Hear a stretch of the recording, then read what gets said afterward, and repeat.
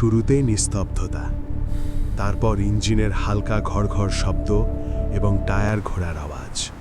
রাতের অন্ধকার, চারপাশটা যেন একদম নিঝুম। আমি একাই গাড়ি চালাচ্ছিলাম, রাস্তা একদম ফাঁকা, শুধু আমার হেডলাইটের আলো আর দূরের ওই টিমটিমি স্ট্রিট লাইটগুলোই যা একটু বর্ষা দিচ্ছিল। হৃৎপিণ্ডটা তখন কামারের হাঁপড়ের মতো ধুকধুক করছে। আমি ঘামছিলাম। সাহস সঞ্চয় করে যেই না রিয়ার ভিউ মিররের দিকে তাকালাম, আমার রক্ত হিম হয়ে গেল। কার মুখ? ওই বীভৎস প্রতিফলনটা কার? আমি আর এক মুহূর্ত দাঁড়াইনি, এক্সেলারেটরে জোরে চাপ দিলাম। চারপাশটা কুয়াশায় ঢেকে যাচ্ছিল, হেডলাইটের আলো সেই ঘন অন্ধকারে যেন হারিয়ে যাচ্ছিল। ঠিক তখনই দেখলাম একটা কালো ছায়া রাস্তার পাশ দিয়ে আমার গাড়ির সমান গতিতে দৌড়ে আসছে।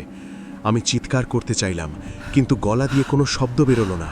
আমার কণ্ঠস্বর যেন কেউ গলা টিপে ধরেছে। সেদিন বুঝেছিলাম, কিছু ছায়া সত্যিই চোখে দেখা যায় না, কিন্তু তারা আমাদের সাথেই থাকে। রাতের একাকিত্ব আর সেই অদৃশ্য ভয় আজও আমাকে তাড়া করে ফেলে। আমার মন এখনও ভয়ে থরথর করে কাঁপে। মনে রাখবেন, অন্ধকার সবসময় নিরাপদ নয়। অদৃশ্য শক্তি বা ওই ছায়াগুলোকে আমরা কোনোদিনও পুরোপুরি বুঝতে পারবো না। তাই রাতের ওই একাকী অন্ধকারে নিজের নিরাপত্তা আর সতর্কতাই আপনার শেষ রক্ষা।